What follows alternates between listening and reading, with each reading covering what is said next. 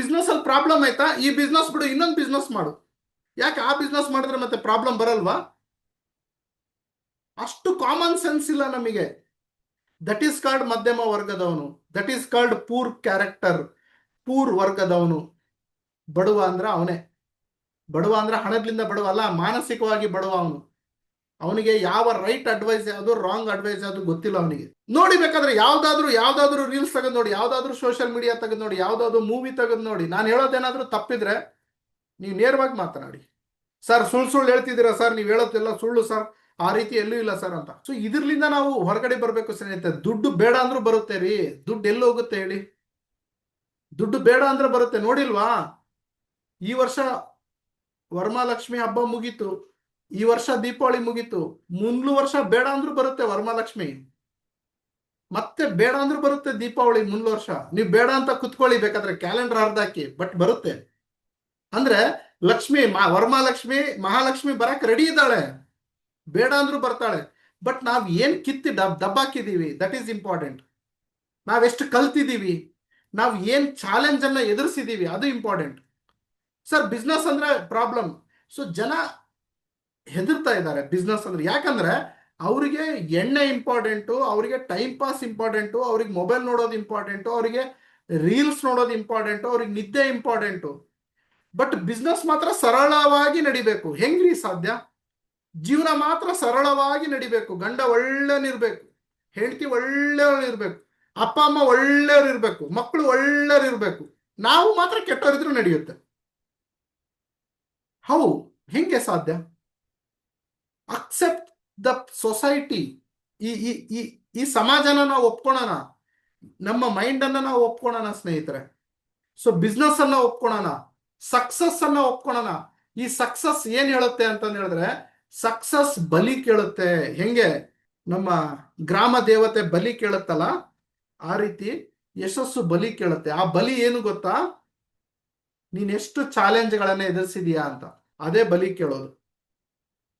ಎಲ್ಲಿವರೆಗೂ ಅವನು ಚಾಲೆಂಜ್ ಎದುರಿಸಲ್ವೋ, ಎಲ್ಲಿವರೆಗೂ ಅವನ ಚಾಲೆಂಜ್ಗಳು ಅವನು ರೀಚ್ ಆಗಲ್ವೋ, ಆ ಬಲಿ ಅವನು ಕೊಡಲ್ವೋ, ಅಲ್ಲಿವರೆಗೂ ಅವನಿಗೆ ಯಶಸ್ಸು ಅನ್ನೋ ದೇವ್ರು ಒಲಿಯೋದಿಲ್ಲ. ನೀವೇನ್ ಅನ್ಕೊಂಡಿದ್ರಿ? ನಮ್ಮ ಎಲ್ಲಮ್ಮ, ಕಾಳಮ್ಮ, ಬೋಳಮ್ಮ, ಎಲ್ಲಮ್ಮ ಅವ್ರು ಮಾತ್ರ ಬಲಿ ಕೇಳ್ತಾರೆ, ಸಕ್ಸಸ್ ಯಾವತ್ತು ಬಲಿ ಕೇಳಲ್ಲ ಅಂತ ನೀವು ಅನ್ಕೊಂಡಿದ್ರಲ್ವಾ? ಸಕ್ಸಸ್ಸು ಬಲಿ ಕೇಳುತ್ತೆ.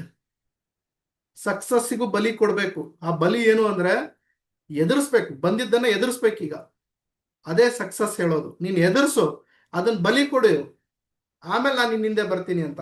ಸೊ ನೀವೊಂದು IAS ಆಫೀಸರ್ ಆಗ್ಬೇಕು ಅಂತ ಓದ್ತಾ ಇದ್ದೀರೋ, ನೀವೊಬ್ಬ ಸೂಪರ್ ಇಂಜಿನಿಯರ್ ಆಗ್ಬೇಕು ಅಂತ ಓದ್ತಾ ಇದ್ದೀರೋ, ನೀವೊಬ್ಬ ಸೂಪರ್ ಬಿಸ್ನೆಸ್ ಮ್ಯಾನ್ ಆಗ್ಬೇಕಂತ ಓದ್ತಾ ಇದ್ದೀರೋ, ನೀವು ಡಾಕ್ಟರ್ ಆಗ್ಬೇಕಂತ ಓದ್ತಾ ಇದ್ದೀರೋ, ನನಗೆ ಗೊತ್ತಿಲ್ಲ. ನನ್ನ ಮಾತಿನ ಅರ್ಥ ಏನು ಅಂತಂದು ಹೇಳಿದ್ರೆ, ನಿಮ್ಮ ನಡೆಯುವ ದಾರಿಯಲ್ಲಿ, ನಿಮ್ಮ ಕರಿಯರ್, ನಿಮ್ಮ ವೃತ್ತಿಯಲ್ಲಿ, ನೀವು ನಡೀತಿರುವಂತಹ ಹಾದಿಯಲ್ಲಿ ಚಾಲೆಂಜ್ಗಳು ಬಂದೇ ಬರುತ್ತವೆ.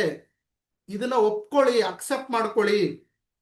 ಅದನ್ನ ಒಪ್ಕೊಂಡ್ಬಿಟ್ಟು ಜೀವನದಲ್ಲಿ ಸುಖವಾಗಿ ಹೋಗೋದಕ್ಕೆ ಅದನ್ನ ಎದುರಿಸ್ಬೇಕು, ಅದನ್ನ ಮುಂದೆ ತರಬೇಕು ಅನ್ನೋದನ್ನ ಮೈಂಡ್ ಸೆಟ್ ಈಗಲೇ ಮಾಡ್ಕೊಂಡ್ಬಿಡಿ. ಈಗ ನೋಡಿ, ನಾವು ದಿನ ಓಡಾಡೋ ಹಾದಿಯಲ್ಲಿ ನನ್ನ ಮನೆಗೆ ಹೋಗ್ಬೇಕಾದ್ರೆ ನಾನು ಫೋನಲ್ಲಿ ಮಾತಾಡ್ತಾ ಇದ್ರೇನು ನಿಧಾನಕ್ಕೆ ಬ್ರೇಕ್ ಹಾಕ್ಬಿಡ್ತೀನಿ, ಅಂದ್ರೆ ಅಲ್ಲಿ ಹಂಪ್ ಇದೆ ಅಂತ. ಅದು ಮೈಂಡ್ ಸೆಟ್ ಆಗ್ಬಿಟ್ಟಿರುತ್ತೆ.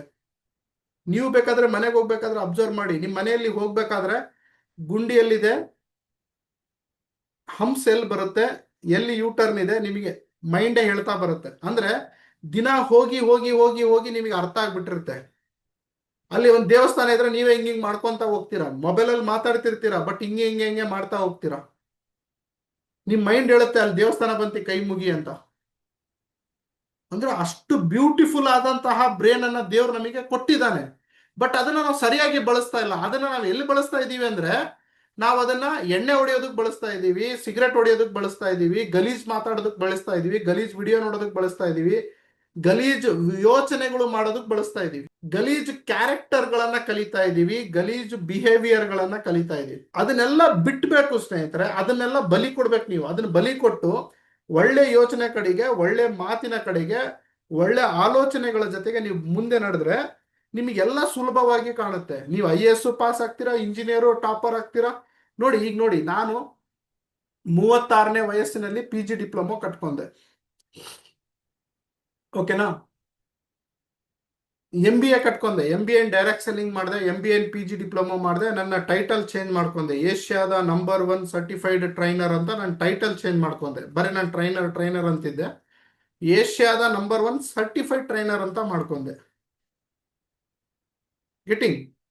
ಸೊ ಈಗ ನಾನು ಕಾಲೇಜಿಗೆ ಟಾಪರ್ ಆದೆ. MBAದಲ್ಲಿ ನನ್ನ ಔಟ್ ಸ್ಕೋರ್ಸ್ ತೆಗೆದಿದ್ದೀನಿ. 9.2 ಆಗಿದೆ, ಅಂದ್ರೆ 10ಕ್ಕೆ 9.2 ಆಗಿದೆ ನನ್ನ ಸ್ಕೋರು, ಅಂದ್ರೆ 92% ಆಗಿದೆ MBA. ಬಟ್ ನಾನು SLCಯಲ್ಲಿ 63, ಸಾರಿ 53 SLCಯಲ್ಲಿ. ಸೆಕೆಂಡ್ PUCಯಲ್ಲಿ 61, 62. ಇಂಜಿನಿಯರಿಂಗ್ ಅಲ್ಲಿ ಜಸ್ಟ್ ಫಸ್ಟ್ ಕ್ಲಾಸ್ 62, 63 ಇಂಜಿನಿಯರಿಂಗ್ ಅಲ್ಲಿ. ಬಟ್ ಇದರಲ್ಲಿ ಟಾಪರ್ ಅಂದ್ರೆ ಅವಾಗ ನಮಗೆ ಇವೆಲ್ಲ ಕಾನ್ಸೆಪ್ಟ್ ಗೊತ್ತಿರಲಿಲ್ಲ, ಇದು ಗೊತ್ತಾಗ್ಬಿಡ್ತಲ್ಲ ಈಗ, ಅದಕ್ಕೆ ಟಾಪರ್ ಆಗ್ಬಿಟ್ಟೆ.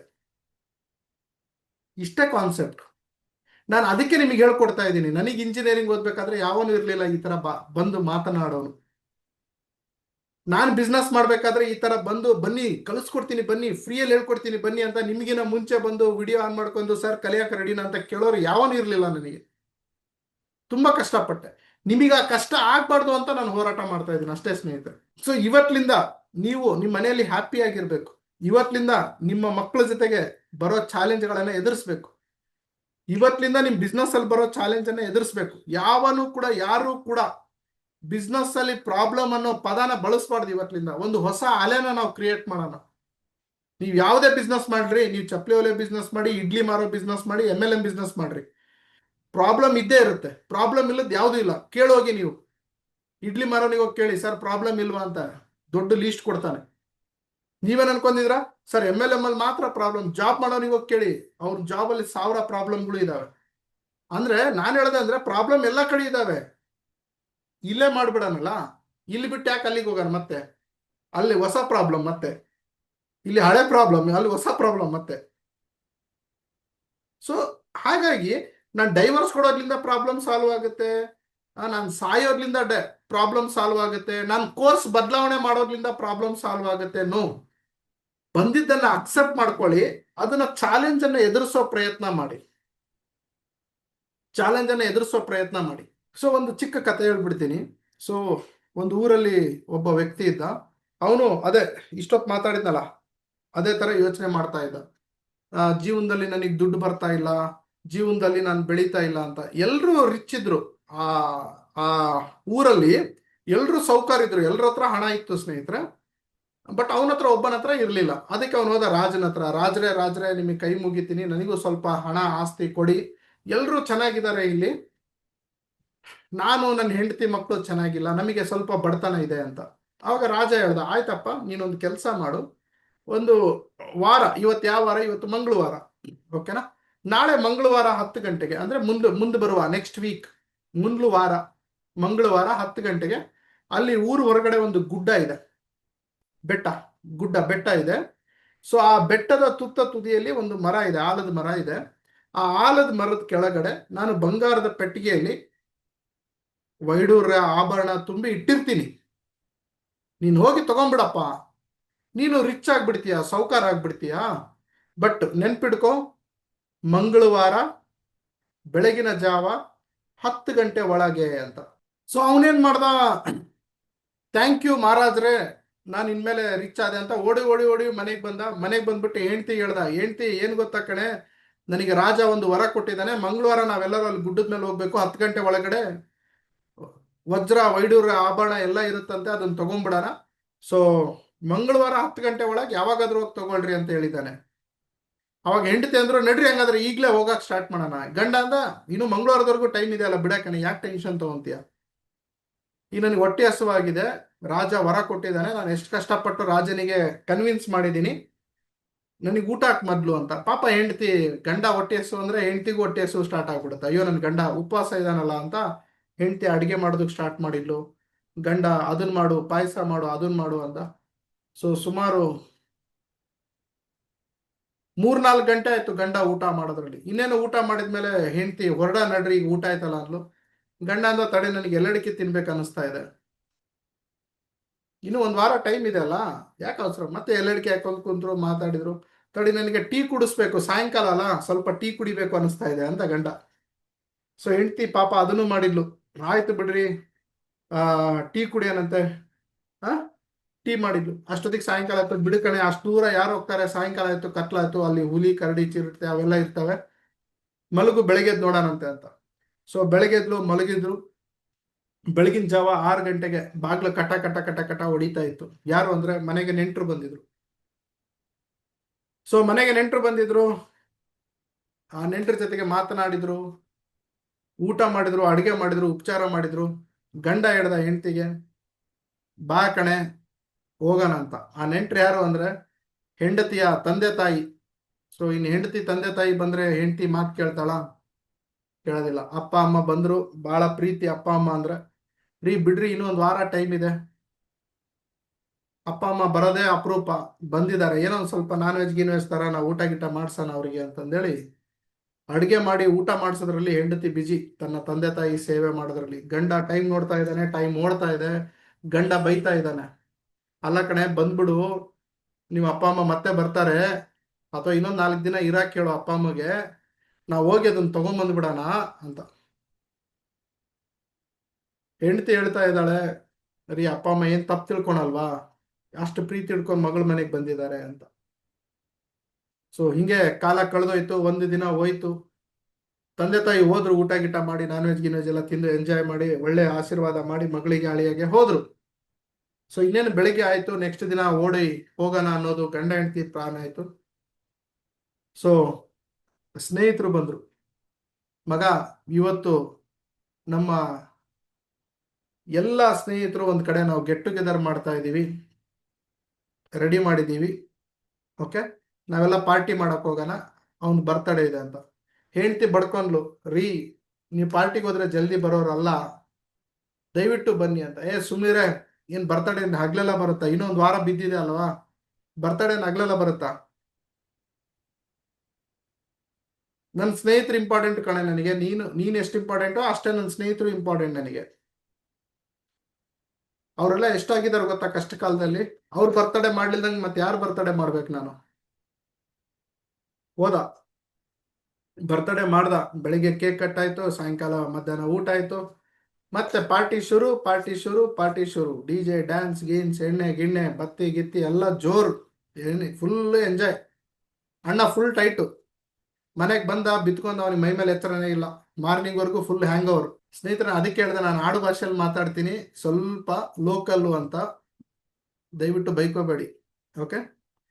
ಯಾಕಂದ್ರೆ ನಾನು ನಿಮಗೆ ಸ್ವಲ್ಪ ಹೊಡೆದು ಬಡ್ದು ಎಬ್ಬಳಿಸೋದಕ್ಕೆ ಬಂದಿದ್ದೀನಿ. ನಾವೇನ್ ತಪ್ಪು ಮಾಡ್ತಿದೀವಿ ಅಂತಂದೇಳಿ ನಮಗೆ ಗೊತ್ತಾಗ್ಬೇಕಾಗಿದೆ, ಓಕೆ?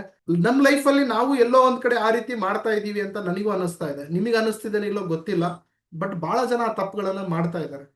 ಬರ್ತಡೇ ಬೇಕು, ಫ್ರೆಂಡ್ಸ್ ಬೇಕು, ಅಪ್ಪ ಅಮ್ಮ ಬೇಕು, ಊಟ ಬೇಕು, ನಿದ್ದೆ ಬೇಕು, ಮಜಾ ಬೇಕು, ಇದನ್ನೆಲ್ಲ ಮಾಡ್ಕೊಂತ ಕುಂತ್ರೆ ಸ್ನೇಹಿತರೆ ಸಕ್ಸಸ್ ಯಾವಾಗ?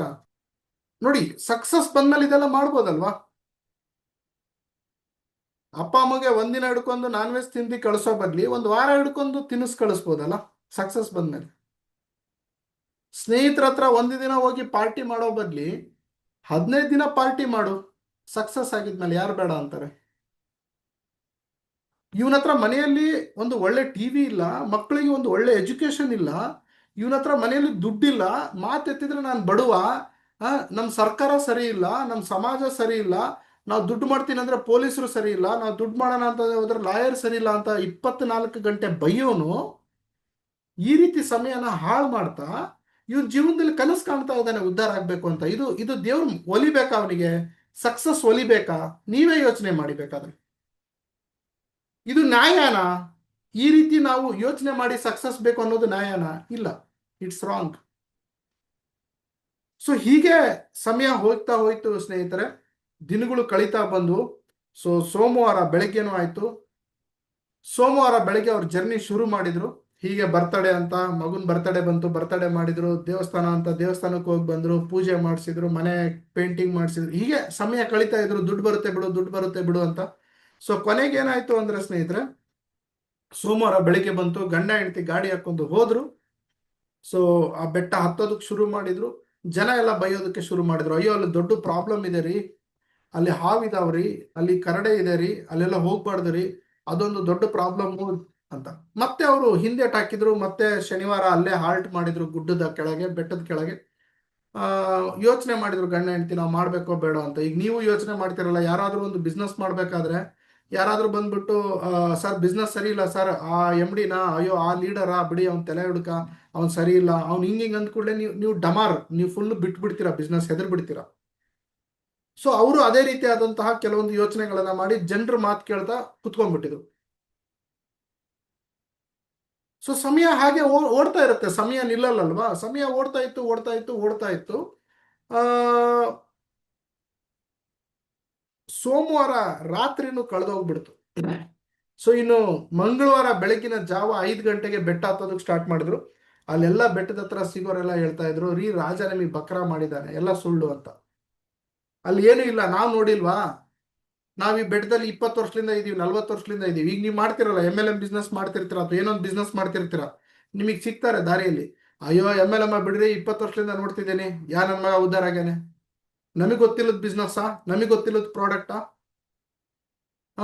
ನಮಗೆ ವಯಸ್ಸಾದಷ್ಟು ನಿಮಗೆ ನಿಮಗೆ ಏನು ಆ ನಿಮಗೆ ವಯಸ್ಸಾದಷ್ಟು ನಮಗೆ ಎಕ್ಸ್ಪೀರಿಯನ್ಸ್ ಆಗಿದೆ, ಈ ರೀತಿ ಡೈಲಾಗ್ಗಳು ಹೇಳ್ತಾರೆ. ನೀವು 20 ವರ್ಷನಾ, ನನಗೆ 80 ವರ್ಷಪ್ಪ, ನಾನು ಈ ಬಿಸ್ನೆಸ್ ಮಾಡ್ಬೇಕಾದ್ರೆ ನೀವು ಹುಟ್ಟೇ ಇದ್ದಿಲ್ಲ, ಅವತ್ತಿಂದ ನೋಡಾಕತ್ತೀನಿ ಇದು, ಹಿಂಗೆ ನಿಮಗೆ ಹೆದರ್ಸ್ಬಿಡ್ತಾರೆ. ನೀವಾಗ ಏನ್ ಮಾಡ್ಬಿಡ್ತಾರೆ, ಹೆದರ್ಬಿಟ್ಟು ಹೌದು ಬಿಡಪ್ಪ ದೊಡ್ಡವ್ರು ಹೇಳಕತ್ತಾರೆ ಮೇ ಬಿ ಇರ್ಬೋದು ಅಂತ. ಸೊ ಅವಾಗ ಅವ್ರು ಮತ್ತೆ ಡಿಲೇ ಮಾಡಿದ್ರು, ಅಲ್ಲ ಕಣೆ ಮತ್ತೆ ಬೆಟ್ಟದಲ್ಲಿ ಏನೂ ಇಲ್ಲ ಅಂತೆ, ಆ ಬೆಟ್ಟದಲ್ಲಿ ಇರೋರೇ ಹೇಳ್ತಾ ಇದ್ದಾರೆ 20 ವರ್ಷದಿಂದ ಆ ಬೆಟ್ಟದಲ್ಲಿ ವಾಸ ಆಗಿದ್ದಾರೆ, ಅವ್ರು ಹೇಳ್ತಾರೆ ಅಂದ್ರೆ ನಿಜ ಅಲ್ವಾ, ರಾಜ ನಮಗೆಲ್ಲೋ ಬಕ್ರಾ ಮಾಡಿದ್ದಾನೆ, ಅವನೇನ್ ದಡ್ಡನ ರಾಜ, ಇಷ್ಟು ವೈಭೂರ್ಯ ಕಡೆಗೆ ಸುಳ್ಳು ಹೇಳ್ತಾ ಇದ್ದಾನೆ ರಾಜ, ಬೇಡ ಬಾ ಕಡೆ ಹೋಗ್ಬಿಡೋಣ ಅಂತ ಗಂಡ ಹೆಂಡತಿ. ಮತ್ತೆ ಎಲ್ಲೋ ಒಂದ್ ಕಡೆ ಮನಸ್ಸು, ಇಷ್ಟು ದೂರ ಬಂದಿದ್ವಿ ಮತ್ತೆ ಮಾಡೋಣ ಅಂತ. ಸೊ ಹೀಗೆ ಮಾಡ್ತಾ ಮಾಡ್ತಾ ಮಾಡ್ತಾ ಬೆಟ್ಟದ ತುದಿಗೆ ಹೋಗ್ತಾರೆ. ಅಲ್ಲೊಂದು ಆಲದ ಮರನೂ ಸಿಗುತ್ತೆ. ಸೊ ಆ ಆಲದ ಮರ ಸಿಕ್ಕಾಗೆ ಅಲ್ಲಿ ಇದೂ ಇರುತ್ತೆ, ಏನು ಒಂದು ದೊಡ್ಡ ಪೆಟ್ಟಿಗೆನೂ ಇರುತ್ತೆ. ಆ ಪೆಟ್ಟಿಗೆ ಹಿಂದ್ಗಡೆ ಓಕೆ ಇಬ್ರು ಸೈನಿಕರು ಕೂಡ ನಿಂತಿರ್ತಾರೆ. ಸೊ ಓಡೋಗ್ಬಿಟ್ಟು ಆ ಹೆಂಡತಿ ಹಿಡಿತಾಳೆ ಪೆಟ್ಟಿಗೆ, ಗಂಡನೂ ಹಿಡಿತಾನೆ. ಸೊ ನಂದು ಪೆಟ್ಟಿಗೆ ನಂದು ಆಯ್ತು ಅಂತಂದೇಳಿ ಖುಷಿ ಪಡ್ತಾರೆ. ಸೊ ಆ ಸೈನಿಕರು ಹೇಳ್ತಾರೆ, ಕೋಲಿಂದ ಹಾಕಿ ಅವರಿಗೆ ದಬ್ತಾರೆ, ಈ ಪೆಟ್ಟಿಗೆನ ಯಾರು ಮುಟ್ಬೇಡಿ, ಇದನ್ನ ನಾನು ಆಸ್ಥಾನಕ್ಕೆ ತಗೊಂಡೋಗ್ತಾ ಇದ್ದೀವಿ ಅಂತ. ಅವಾಗ ಅವ್ನು ಹೇಳ್ತಾನೆ, ಇಲ್ಲ ರಾಜ ಆಜ್ಞೆ ಆಗಿದೆ, ರಾಜ ಹೇಳಿದ್ದಾರೆ ನೋಡಿ ಸಮಯ ನಾವು ಬಂದಿದ್ದೀವಿ ಅಂತ. ಅವಾಗ ಅವ್ರು ಹೇಳ್ತಾರೆ, ಸಮಯ ರಾಜ ಹೇಳಿದ್ದು ಮಂಗಳವಾರ ಬೆಳಗ್ಗೆ 10 ಗಂಟೆ ಒಳಗಡೆ, ನೀವು ಬಂದಿದ್ದೀರಾ 10:15 ಅಂದ್ರೆ 10 ಗಂಟೆ 15 ನಿಮಿಷಕ್ಕೆ ಬಂದಿದ್ದೀರಾ, 15 ನಿಮಿಷ ತಡವಾಗಿ ಬಂದಿದ್ದೀರಾ, ಈ ದುಡ್ಡು ನಿಮ್ಮದಲ್ಲ ಅಂತ. ಅಂದ್ರೆ ಒಬ್ಬ ವ್ಯಕ್ತಿ ದುಡ್ಡು ಮಾಡ್ಬೇಕು ಅಂತಿದ್ರೆ ಸ್ನೇಹಿತರೆ, ಅವನು ಎಲ್ಲವನ್ನ ತ್ಯಾಜಿಸೋದಕ್ಕೆ ರೆಡಿ ಇರ್ತಾನೆ, ಮತ್ತೆ ಎಲ್ಲವನ್ನ ಎದುರಿಸೋದಕ್ಕೆ, ಚಾಲೆಂಜ್ ಅನ್ನ ಫೇಸ್ ಮಾಡೋದಕ್ಕೆ ರೆಡಿ ಇರ್ತಾನೆ. ಇವತ್ತೊಂದು ದಿನ ಬರ್ತಡೇ ಮಾಡಿಲ್ಲ ಅಂದ್ರೆ ಏನಾಗುತ್ತೆ ನೋಡ್ಬಿಡೋಣ, ನಾನು ದುಡಿಯಕ್ಕೆ ಹೋಗ್ತೀನಿ ಅಂತ ಹೇಳಲ್ಲ, ಇವತ್ತು ಬರ್ತಡೇನೂ ಮಾಡ್ಬೇಕಾಗಿರುತ್ತೆ. ಯಾಕಂದ್ರೆ ಪಕ್ಕದ ಮನೆಯವ್ನು ಬರ್ತಡೇ ಮಾಡಿರ್ತಾರಲ್ಲ, ಇಲ್ಲಿ ತೋರ್ಸ್ಕೊಳೋದಕ್ಕಾದ್ರೂ ಬರ್ತಡೇ ಮಾಡಿ ಸ್ಟೇಟಸ್ ಹಾಕೋಬೇಕಲ್ಲ, ಸೆಲ್ಫಿ ಹೊಡೆದು ನೋಡಿ ನನ್ನ ಮಗನ ಬರ್ತಡೇ ಹೆಂಗ್ ಮಾಡಿದ್ವಿ ನಾವು ಅಂತ. ಸೊ ಈ ರೀತಿ ನಾವು ಎಲ್ಲ ಒಂದ್ ಕಡೆ ಹೋಗ್ತಾ ಇದೀವಿ. ಈ ರೀತಿ ನಾನು ಇದ್ದೆ, ಈ ರೀತಿ ನೀವು ಇದ್ದೀರಾ ಅಂತ ನಾನು ಹೇಳ್ತಾ ಇಲ್ಲ. ಓಕೆ, ಈ ರೀತಿ ಅಕಸ್ಮಾತ್ ನೀವು ಇದ್ರೆ ಒಪ್ಕೊಳ್ಳಿ, ನಾನು ಈ ರೀತಿ ಇದ್ದೆ ಅಂತಂದೇಳಿ ಬದಲಾವಣೆ ಆಗಿ ಈ ಚಾಲೆಂಜ್ ಅನ್ನ ಒಪ್ಕೊಂಡು, ಈ ಚಾಲೆಂಜ್ ಅನ್ನ ಸ್ವೀಕಾರ ಮಾಡ್ಕೊಂಡು, ಈ ಚಾಲೆಂಜ್ ಅನ್ನ ಚೇಂಜ್ ಮಾಡ್ಕೊಳ್ಳಿ, ನಿಮ್ಮನ್ನ ನೀವು ಚೇಂಜ್ ಮಾಡ್ಕೊಳ್ಳಿ. ನೋಡಿ, ಆ ವ್ಯಕ್ತಿಗೆ ರಾಜ ಎಲ್ಲ ಪುಕ್ಷಟೆ ಕೊಟ್ಟಿದ್ದ, ಆದ್ರೇನು ಅವನಿಗೆ ಯೋಗ್ಯತೆ ಇರಲಿಲ್ಲ, ಅದನ್ನ ಪಡೆಯೋ ಯೋಗ್ಯತೆ ಇರಲಿಲ್ಲ. ಯಾಕಂದ್ರೆ ಅವನಿಗೆ ಆ ಚಾಲೆಂಜ್ ಅನ್ನ ಎದುರಿಸಕ್ ಬರಲಿಲ್ಲ. ಅವ್ನ ಪ್ರಾಬ್ಲಮ್ ಅನ್ನೇ, ಅಯ್ಯೋ ನನ್ನ ಹೆಂಡತಿ ಗಂಡ ತಂದೆ ತಾಯಿ ಬಂದಿದಾರಪ್ಪ, ಊಟ ಹಾಕಿಲ್ಲ ಅಂದ್ರೆ ದೊಡ್ಡ ಪ್ರಾಬ್ಲಮ್ ಆಗುತ್ತೆ, ಅಯ್ಯೋ ನನ್ನ ಮೊಬೈಲ್ ಕೆಟ್ಟೋಗಿದೆಪ್ಪ ದೊಡ್ಡ ಪ್ರಾಬ್ಲಮ್ ಆಗುತ್ತೆ, ರಿಪೇರಿ ಮಾಡ, ಅಯ್ಯೋ ನನ್ನ ಗಾಡಿ ಪಂಚರ್ ಆಗಿದೆಪ್ಪ ದೊಡ್ಡ ಪ್ರಾಬ್ಲಮ್, ರಿಪೇರಿ ಮಾಡ್ಸ, ಅಯ್ಯೋ ನಮ್ಮ ಮನೆಗೆ ನೆಂಟರು ಬಂದಿದಾರಪ್ಪ, ಅಯ್ಯೋ ನನ್ನ ಮಗನ ಬರ್ತಡೇ ಮಾಡಿಲ್ಲ ಅಂದ್ರೆ ದೊಡ್ಡ ಪ್ರಾಬ್ಲಮ್ ಆಗುತ್ತೆ. ಈ ರೀತಿ ಅನ್ಕೊಂಡು ಅವನ್ ಕೈಗೆ ಬಂದಿದ್ದ ತುತ್ತು ಬಾಯಿಗೆ ಬರಲಿಲ್ಲ. ಇದೇ ರೀತಿಯಾಗಿ ಬಹಳ ಜನ ಇವತ್ತು ಬಡವರಾಗಿ ಉಳಿತಾ ಇದ್ದಾರೆ. ಸೊ ನಾವೆಲ್ಲ ಬಡವರಾಗಿ ಉಳಿಯೋದಕ್ಕೆ ಒಂದೇ ಒಂದು ಕಾರಣ, ನಾನಲ್ಲ, ನಾವು ಅಂದ್ರೆ ಬೇರೆಯವರೆಲ್ಲ ಸೇರಿ ಹೇಳ್ತಾ ಇದ್ದೀನಿ, ನಾನು ಅದರಿಂದ ಆಚೆ ಬಂದಿದ್ದೀನಿ ಮತ್ತೆ ಬರ್ತಾ ಇದ್ದೀನಿ ದಿನನಿತ್ಯ. ನಾನು 100% ಕರೆಕ್ಟ್ ಇದ್ದೀನಿ ಅಂತ ಹೇಳಲ್ಲ, 180-90% ಕರೆಕ್ಟ್ ಆಗಿದ್ದೀನಿ. ಯಾಕಂದ್ರೆ 100% ಯಾರು ಇಲ್ಲ ಪ್ರಪಂಚದಲ್ಲಿ, ನಾನು ಇಲ್ಲ. ಓಕೆ, ಬಟ್ 80-90% ನಾವು ಅಪ್ಡೇಟ್ ಆದ್ರೆ ಸ್ನೇಹಿತರೆ, ನಮ್ಮ ಜೀವನದಲ್ಲಿ ನಾವು ಏನ್ ಬೇಕಾದ್ರೂ ಸಾಧನೆ ಮಾಡ್ಬೋದು. ಸೊ ಹಾಗಾಗಿ ನನ್ನ ಇವತ್ತಿನ ಕ್ಲಾಸಿನ ಪ್ರಯತ್ನ ಏನು ಅಂತಂದು ಹೇಳಿದ್ರೆ, ಪ್ರಾಬ್ಲಮ್ ಅನ್ನೋದು ಇಲ್ಲ ಸ್ನೇಹಿತರೆ, ಪ್ರಾಬ್ಲಮ್ ಅನ್ನೋದು ನೀವು ಕ್ರಿಯೇಟ್ ಮಾಡ್ಕೊಂತ ಇದ್ದೀರಾ.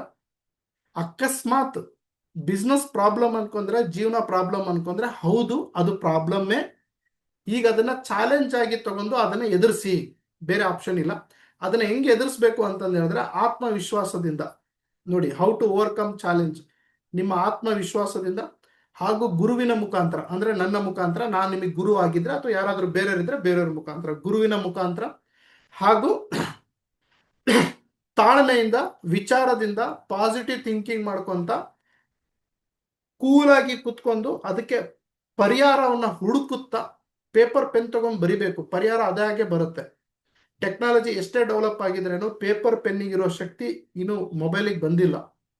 ಸೊ ಪೇಪರ್ ಪೆನ್ ತಗೊಂಡು ಬರ್ಕೊಳ್ಳಿ, ಏನು ಪ್ರಾಬ್ಲಮ್ ಇದೆ, ಅದನ್ನ ಹೆಂಗೆ ನಾನು ಚಾಲೆಂಜ್ ಫೇಸ್ ಮಾಡಲಿ ಅಂತಂದೇಳಿ. ಸೊ ಈ ರೀತಿ ಸಣ್ಣ ಸಣ್ಣದಾಗಿ ಮಾಡ್ತಾ ಮಾಡ್ತಾ ನಿಮ್ಮ ಜೀವನದಲ್ಲಿ ಇವತ್ತು ನೀವು ಶುರು ಮಾಡಿದ್ರೆ 3-4 ವರ್ಷದಲ್ಲಿ ನಿಮಗೆ ಚಾಲೆಂಜ್ ಎದುರಿಸೋ ಶಕ್ತಿ ಬರುತ್ತೆ. ಅವಾಗ ದೊಡ್ಡ ದೊಡ್ಡ ಚಾಲೆಂಜ್ಗಳು ಬಂದರೂ ನೀವು ಆಟ ಆಡ್ಕೊಂತ ಎದುರಿಸ್ತೀರಾ.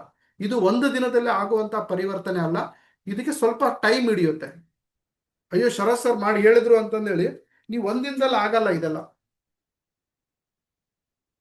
ಇದಕ್ಕೆ ಸ್ವಲ್ಪ ಸಮಯ ಹಿಡಿಯುತ್ತೆ. ಅದಕ್ಕೆ ನಾನು ಹೇಳ್ತಾ ಇದ್ದೀನಿ, ಎವ್ರಿ ಮಂಗಳವಾರ ಬನ್ನಿ, ಎವ್ರಿ ಮಂಗಳವಾರ ಕ್ಲಾಸ್ ಅಟೆಂಡ್ ಆಗಿ ಸ್ನೇಹಿತರೆ. ಎವ್ರಿ ಮಂಗಳವಾರ ನಾನು ನಿಮ್ಮ ಜೊತೆಗೆ ಬರ್ತೀನಿ. ನೀವು ನನಗೆ ಕೊಡೋದು ಏನೂ ಇಲ್ಲ, ನಾನು ನಿಮಗೂ ಕೊಡೋದು ಏನೂ ಇಲ್ಲ. ನಾನು ಹೇಗಿರ್ತೀನೋ ಹೀಗೆ ಇರ್ತೀನಿ, ನೀವು ಹೇಗಿದ್ದೀರಾ ಹಾಗೆ ಇರಿ, ಅಲ್ಲೇ ಇರಿ. ಬಟ್ ನನ್ನಲ್ಲಿರೋ ಕೆಲವೊಂದು ವಿದ್ಯೆನ ನಿಮ್ಮ ಹತ್ರ ಹಂಚ್ಕೊತೀನಿ. ನಿಮಗೆ ಚೆನ್ನಾಗಿ ಅನಿಸಿದ್ರೆ ತಗೊಳ್ಳಿ, ಚೆನ್ನಾಗಿ ಅನಿಸಿಲ್ಲ ಅಂದರೆ ಡಿಲೀಟ್ ಮಾಡಿ. ಹಾಗಾಗಿ ಎಲ್ಲರಿಗೂ ಕರೀರಿ, ಎಲ್ಲರೂ ಬರಲಿ. ಇದು ಕೇವಲ MLA ಮಾಡೋರಿಗಲ್ಲ, ಎಲ್ಲರಿಗೂ ಇದು ಸೀಮಿತ. ಇವತ್ತು ಬೆಳಿಗ್ಗೆ ನಾನು ಇಷ್ಟೊತ್ತು ಮಾತಾಡ್ತಿದ್ದೀನಲ್ಲ, ಇದು ಮುದುಕಿಗೂ ಯೂಸ್ ಆಗುತ್ತೆ, ಯುವಕರಿಗೂ ಯೂಸ್ ಆಗುತ್ತೆ. So thank you very much, ನನ್ನ ಜೊತೆಗೆ ಇಷ್ಟೊತ್ತು ಸಮಯ ಕಳೆದ್ರಿ. ನವೆಂಬರ್ 1ನೇ ತಾರೀಕು ಒಂದು ಗುಡ್ ನ್ಯೂಸ್ ಇದೆ. ಓಕೆ, ನನ್ನ ಆಫೀಸ್ ಬೆಂಗಳೂರು ಹೊಸಕೆರೆಹಳ್ಳಿಯಲ್ಲಿ ನನ್ನ ಆಫೀಸ್ ಇದೆ. ಇಲ್ಲಿ ನಾನು ನೇರ ಮಾರುಕಟ್ಟೆ ಒಕ್ಕೂಟ, ಓಕೆ, ಇದು ನಮ್ಮ ಲೋಗೋ, ನೇರ ಮಾರುಕಟ್ಟೆ ಒಕ್ಕೂಟ. ಇಲ್ಲಿ ನಮ್ಮ ತಕ್ಕಡಿ ಇದೆ, ನ್ಯಾಯ ನೀತಿದು. ಇಲ್ಲಿ ಕರ್ನಾಟಕ ಇದೆ, ಇದು ಹಳದಿ ಬಣ್ಣ, ಇದು ಕೆಂಪು ಬಣ್ಣ, ಇದು ನೀಲಿ ಬಣ್ಣದಲ್ಲಿ ಬೈನರಿ ಮತ್ತೆ ಜನರೇಷನ್ ಪ್ಲಾನ್ ಡಿಸೈನ್ ಆಗಿದೆ. ಯಾಕಂದ್ರೆ ಇವೆರಡೇ ಪ್ಲಾನ್ ಗೌರ್ಮೆಂಟ್ ಅಪ್ರೂವ್ ಮಾಡಿರೋದು. ಇಲ್ಲಿ ಹಾಕಿದ್ದೀನಿ. ಇದು ಲೋಗೋ ಹೇಗಿದೆ ಅಂತ ಕಮೆಂಟ್ ಮಾಡಿ ತಿಳಿಸಿ. ಓಕೆ, ಇದನ್ನ ನಾನು ಉದ್ಘಾಟನೆ ಮಾಡ್ತಾ ಇದ್ದೀನಿ ನವೆಂಬರ್ 1, 2025. ಸೊ ಇದು ಯಾರಿದ್ರು ಬರ್ಬೋದು. 1 ಗಂಟೆ ಕಾರ್ಯಕ್ರಮ, ಬೆಳಿಗ್ಗೆ 10 ಗಂಟೆಯಿಂದ 11 ಗಂಟೆ ಕಾರ್ಯಕ್ರಮ ಮುಗಿಯುತ್ತೆ. ಸೊ ಇದನ್ನ ಲಾಂಚ್ ಮಾಡ್ತೀನಿ, ಇದನ್ನ ನಿಮಗೆಲ್ಲರಿಗೂ ಕೊಡ್ತೇನೆ, ಬಂದವರಿಗೆಲ್ಲರಿಗೂ. ಜೊತೆಗೆ ಒಂದು ಕೇಕ್ ಕಟಿಂಗ್ ಮಾಡಿ ಸಣ್ಣದಾಗಿ ಒಂದು ಸ್ವೀಟ್ ಕೊಡಬೇಕು ಅಂತ ನನ್ನ ಆಸೆ ಇದೆ. ಇದು ಉಚಿತವಾಗಿರುತ್ತೆ. ಹಾಗೆ ನಮ್ಮ ಕರ್ನಾಟಕದ ಹೆಮ್ಮೆ, ಅವತ್ತು ಕರ್ನಾಟಕ ರಾಜ್ಯೋತ್ಸವನೂ ಇದೆ. ಸೊ ನಾವೆಲ್ಲರೂ ಸೇರಿ ನಮ್ಮ ಕನ್ನಡದ ಜಯಂತಿ, ಕರ್ನಾಟಕದ ಜಯಂತಿ, ಕನ್ನಡದ ಹಬ್ಬವನ್ನ ಅವತ್ತಿನ ದಿನ ನಾವು ಆಚರಣೆ ಮಾಡೋಣ ಸ್ನೇಹಿತರೆ. ಕೇವಲ 1 ಗಂಟೆ ಕಾರ್ಯಕ್ರಮ, ಕೇವಲ ಒಂದೇ 1 ಗಂಟೆ ಕಾರ್ಯಕ್ರಮ. ಇದೇ ಬರುವ ಶನಿವಾರ ನವೆಂಬರ್ 1, 2025. ಓಕೆ, ಇದನ್ನ ಒಂದು ಫೋಟೋ ತೆಗಿತೀನಿ, ಫೋಟೋ ತೆಗೆದು ನ್ಯೂಸ್ ಪೇಪರಲ್ಲಿ ಬಿಡ್ತಾ ಇದ್ದೀನಿ. ಇನ್ನು TV ಮಾಧ್ಯಮಗಳಲ್ಲೂ ಕೂಡ ಈ ನೇರ ಮಾರುಕಟ್ಟೆ ಬಗ್ಗೆ ಹೋರಾಟಗಳನ್ನು ಶುರು ಮಾಡಬೇಕು ಅಂತ ಇದ್ದೀನಿ. ಹಾಗೆ ಕರ್ನಾಟಕ ಸರ್ಕಾರಕ್ಕೆ ಮನವಿ ಕೂಡ, ಮುಖ್ಯಮಂತ್ರಿಯವರಿಗೆ, ಉಪಮುಖ್ಯಮಂತ್ರಿಯವರಿಗೆ ಮನವಿ ಕೂಡ ಕೊಡಬೇಕು ಅಂತಿದ್ದೀನಿ. ಕರ್ನಾಟಕದಲ್ಲಿ ನೇರ ಮಾರುಕಟ್ಟೆಗೆ ಒಂದು ಸ್ವಲ್ಪ ಗಮನ ಕೊಡಿ ಅಂತ. ಓಕೆ, ಇದಿಷ್ಟು ನನ್ನ ಪ್ರಯತ್ನ ಇದೆ. ಇದ್ರ ಹಿಂದೆ ತುಂಬಾ ಜನರ ಕೈ ಇದೆ. ಇದು ಕೇವಲ ಷರತ್ತಿಂದ ಅಷ್ಟೇ ಅಲ್ಲ ಸಂಘಟನೆ. ಇದು ಪ್ರಪಂಚದ ಮೊಟ್ಟ ಮೊದಲ ಸಂಘಟನೆ, ಪ್ರಪಂಚದ ಮೊಟ್ಟ ಮೊದಲ ಸಂಘಟನೆ. ನೇರ ಮಾರುಕಟ್ಟೆಯಲ್ಲಿ ಒಂದು ಸಂಘಟನೆ ಇಲ್ಲ, ಒಂದು ಕ್ರಾಂತಿ ಹುಟ್ಟುತ್ತಾ ಇದೆ. ಇದಕ್ಕೆ ನೀವು ಕೂಡ ಭಾಗಿಯಾಗಿ ಅಂತ ಹೇಳ್ತಾ ಇದ್ದೀನಿ. ಸೊ 10 ಗಂಟೆಯಿಂದ 11 ಗಂಟೆ, 11 ಗಂಟೆ ಮೇಲೆ ಆಫೀಸ್ ಬಾಗ್ಲಾಕ್ತೀನಿ, ಯಾರು ಇರಲ್ಲ.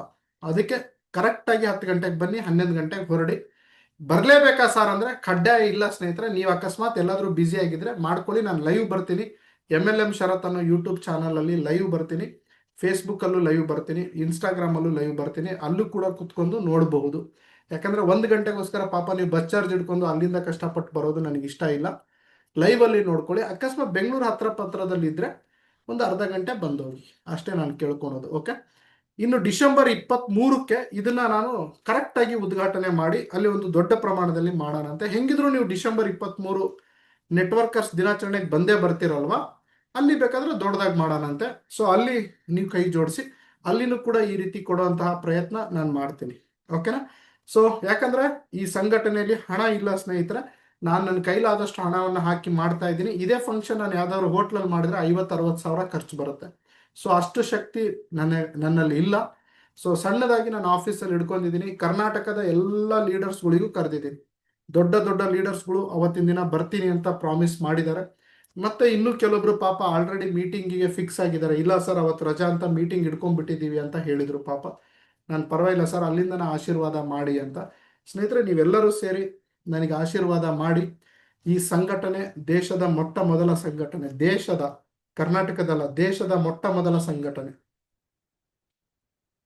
ನೆಟ್ವರ್ಕರ್ಸಿಗಾಗಿ, ನೆಟ್ವರ್ಕರ್ಸಿಗೋಸ್ಕರ, ನೆಟ್ವರ್ಕರ್ಸಿಗಾಗಿ, ನೆಟ್ವರ್ಕರ್ಸಿಂದ, ಓಕೆ, ನೆಟ್ವರ್ಕರ್ಸ್ ಅವರಿಂದ, ನೆಟ್ವರ್ಕರ್ಸ್ಗಾಗಿ, ನೆಟ್ವರ್ಕರ್ಸ್ಗೋಸ್ಕರ ಏಕೈಕ ಸಂಘಟನೆ ಇರೋದು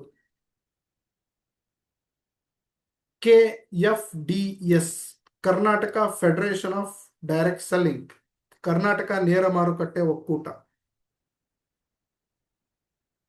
okay, so thank you very much and love you all. Take care. ನಾನು ಯಾವಾಗಲೂ ನಿಮ್ಮ ಜೊತೆಗೆ ಇರ್ತೀನಿ, ಬಟ್ ಪಾಸಿಟಿವ್ ಆಗಿ ಯೋಚನೆ ಮಾಡೋರ ಜೊತೆಗೆ, ಹಾಗೂ ಜೀವನದಲ್ಲಿ ಬದಲಾವಣೆ ಆಗ್ಬೇಕು ಅನ್ನೋರ ಜೊತೆಗೆ, ಹಾಗೂ ನಿಯತ್ತಾಗಿ ಮುಂದೆ ಹೋಗೋರ ಜೊತೆಗೆ.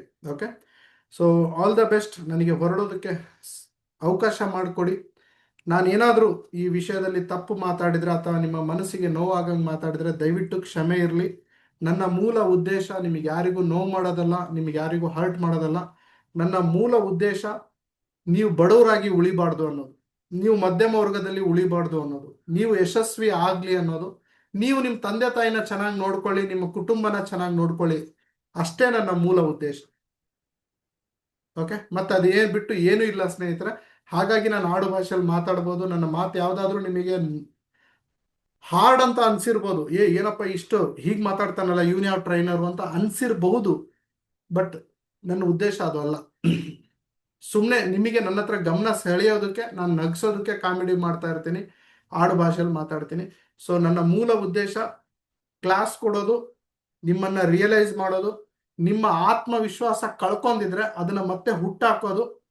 ನೀವೇನಾದ್ರೂ ಬಿಸ್ನೆಸ್ ಆಗಲ್ಲ, ಬಿಸ್ನೆಸ್ ಸರಿ ಇಲ್ಲ ಅಂದ್ರೆ ಬಿಸ್ನೆಸ್ ಸರಿ ಇದೆ, ನೀನ್ ಸರಿ ಇಲ್ಲ ಅಂತ ತೋರಿಸೋದು. ಇದು ನನ್ನ ಪ್ರಯತ್ನ. ಓಕೆ, ಸೊ ಹಾಗಾಗಿ ನೆಕ್ಸ್ಟ್ ಮಂಗಳವಾರ ಮತ್ತೆ ಸಿಗೋಣ, ನಾವೆಲ್ಲರೂ ಒಟ್ಟಾಗೋಣ. ಇನ್ನು ಹೆಚ್ಚೆಚ್ಚು ಜನಕ್ಕೆ ಇಲ್ಲಿ ಕರೀರಿ, ಇನ್ನು ಹೆಚ್ಚೆಚ್ಚು ಜನರು ಬರಲಿ. ಈ ಮಂಗಳವಾರ ಅನ್ನೋದು ಒಂದು ಹೊಸ ಅಲೆ ಕ್ರಿಯೇಟ್ ಮಾಡಿದೆ ಈಗ ಆಲ್ರೆಡಿ. ಇದು ತುಂಬಾ ಪ್ರಚಾರ ಆಗಿದೆ. ನಾನು ಮೊನ್ನೆ ನನ್ನ ವೈಫ್ ಜೊತೆಗೆ, ಫ್ಯಾಮಿಲಿ ಜೊತೆಗೆ ನಾನು ಬೆಂಗಳೂರು ಅಲಂಕಾರ್ ಪ್ಲಾಜಾದಲ್ಲಿ ಹೋಗಿದ್ದೆ. ಅಲ್ಲಿ 3-4 ಜನ ಬಂದರು, ಸೆಲ್ಫಿ ತಗೊಂಡ್ರು. ಸರ್, ನಾವು ಈ ಅಂಗಡಿಯಲ್ಲಿ, ಮುಸ್ಲಿಮ್ಸ್ ಅವರವರು, ನಾನು ಈ ಅಂಗಡಿಯಲ್ಲಿ ಅಂಗಡಿ ಇಟ್ಟಿದ್ದೀನಿ, ಓನರ್ ನಾನು. ನಿಮ್ಮದು ಮಂಗಳವಾರ ಟ್ರೈನಿಂಗ್ ತುಂಬ ಚೆನ್ನಾಗಿರುತ್ತೆ ಸರ್. ಅದೇನೋ MLM ಅಂತೀರಾ, ನನಗೆ ಗೊತ್ತಿಲ್ಲ ಅದು ಎದಕ್ಕೆ ಅಂತೀರಾ ಅಂತ. ನಮ್ಮದು ಬಟ್ಟೆ ಅಂಗಡಿ ಇದೆ ಅಲಂಕಾರ್ ಪ್ಲಾಜಾದಲ್ಲಿ, ಬಟ್ ನಿಮ್ಮ ಮಾತು ನಮಗೆ ಭಾಳ ಕನೆಕ್ಟ್ ಆಗುತ್ತೆ ಅಂತ ಅಂದರು. 3 ಜನ ಮುಸ್ಲಿಮ್ಸ್ ಇದ್ರು ಅವರು. ಅವ್ರಿಗೆ ಪಾಪ ಕನ್ನಡನೂ ಕಷ್ಟಪಟ್ಟು ಮಾತಾಡ್ತಾ ಇದ್ರು, ಬಟ್ ಅವ್ರು ಅಷ್ಟು ಪ್ರೀತಿ ಮಾಡಿದ್ರು, ಅಷ್ಟು ಸೆಲ್ಫಿ ತಗೊಂಡ್ರು. ಅವ್ರು ಹೇಳಿದ್ರು, ಸರ್ ನಮಗೆ MLM ಅಂದ್ರೆ ಏನು ಗೊತ್ತಿಲ್ಲ, ನೆಟ್ವರ್ಕ್ ಅಂದ್ರೆ ಗೊತ್ತಿಲ್ಲ, ಬಟ್ ನಮ್ಮ ಬಿಸ್ನೆಸ್ ಅಲ್ಲಿ ನಮಗೆ ಇಂಪ್ರೂವ್ಮೆಂಟ್ ಆಗಿದೆ, ನಿಮ್ಮ ಮಾತುಗಳನ್ನ ನಾವು ಅಳವಡಿಸ್ಕೊಂಡಿದೀವಿ, ತುಂಬಾ ಚೆನ್ನಾಗಿ ಮಾತಾಡ್ತೀರಾ ನೀವು ಅಂತ ಅಂದ್ರು. ಸೊ ಇದು ನಾನು ಎಕ್ಸ್ಪೆಕ್ಟ್ ಮಾಡಿದ್ದೆ, ಇದು ನನಗೆ ಸಿಗ್ತಾ ಇದೆ. ಓಕೆ, ನನಗೆ ನಿಮ್ಮ ಕಡೆಯಿಂದ ಬೇಕಾಗಿರೋದು ಏನು ಅಂದ್ರೆ ಒಂದೇ ಒಂದು ಒಳ್ಳೆ ಮಾತು ಅಷ್ಟೇ, ಅದೇ ನನ್ನ ಗುರುದಕ್ಷಿಣೆ. ಸೊ ಹಾಗಾಗಿ ನೀವೊಂದು ವಿಡಿಯೋ ಮಾಡಿ, ನಾವು ಅದನ್ನ ವೈರಲ್ ಮಾಡೋಣ. ನಾನು ಈ ಟ್ರೈನಿಂಗ್ ಹೆಂಗಾಗ್ತಾ ಇದೆ, ನಿಮ್ಮಲ್ಲಿ ಏನು ಬದಲಾವಣೆ ಬರ್ತಾ ಇದೆ, ಎಷ್ಟು ಚೇಂಜಸ್ ಆಗಿದ್ದೀರಾ, ಇದು ಪ್ರಪಂಚಕ್ಕೆ ತೋರಿಸ್ಕೊಡೋಣ ಸ್ನೇಹಿತರು. ಓಕೆ, ಯಾಕಂದ್ರೆ ನಾನು 1 ರೂಪಾಯಿನೂ ಚಾರ್ಜ್ ಮಾಡ್ತಾ ಇಲ್ಲ, ಇದನ್ನ ಉಚಿತವಾಗಿ ಕೊಡ್ತಾ ಇದ್ದೀನಿ. ಓಕೆ, ನಾನು ಯಾವ ದೇವರ ಬಗ್ಗೆ, ಯಾವ ಧರ್ಮದ ಬಗ್ಗೆ, ಯಾವ ಜಾತಿಯ ಬಗ್ಗೆ, ಯಾವ ಕಂಪನಿಯ ಬಗ್ಗೆ, ಯಾವ ವ್ಯಕ್ತಿ ಬಗ್ಗೆನೂ ನಾನು ಪ್ರಚಾರ ಮಾಡ್ತಾ ಇಲ್ಲ. ನಾನು ಪ್ರಚಾರ ಮಾಡ್ತಾ ಇರೋದು ಕೇವಲ ನಿಮ್ಮ ಬಗ್ಗೆ. ನಿಮ್ಮ ಮನಸ್ಸನ್ನ ಒತ್ತಿ ಒತ್ತಿ ಒತ್ತಿ ಒತ್ತಿ ತೋರಿಸ್ತಾ ಇದ್ದೀನಿ, ನೀವು ಎಲ್ಲಿ ತಪ್ಪು ಮಾಡ್ತಿದ್ದೀರಾ ಅಂತ. ಸೊ ಹಾಗಾಗಿ ಇದೊಂದು ತುಂಬಾ ಯೂಸ್ಫುಲ್ ಆದಂತ ವಿಷಯ, ಇದನ್ನ ದಯವಿಟ್ಟು ಕಳ್ಕೋಬೇಡಿ. ನಾವೆಲ್ಲರೂ ಮತ್ತೆ ಸಿಗೋಣ. ನನಗೀಗ ಹಿಂದಿ ಕ್ಲಾಸ್ ಸ್ಟಾರ್ಟ್ ಆಗ್ತಾ ಇದೆ, ಸೊ ಹಿಂದಿ ಈಗ ಕನೆಕ್ಟ್ ಆಗ್ತಾ ಇದೆ. ನನಗೆ ಹೊರಡೋದಕ್ಕೆ ಸಮಯ ಮಾಡಿಕೊಡಿ. Love you all, take care.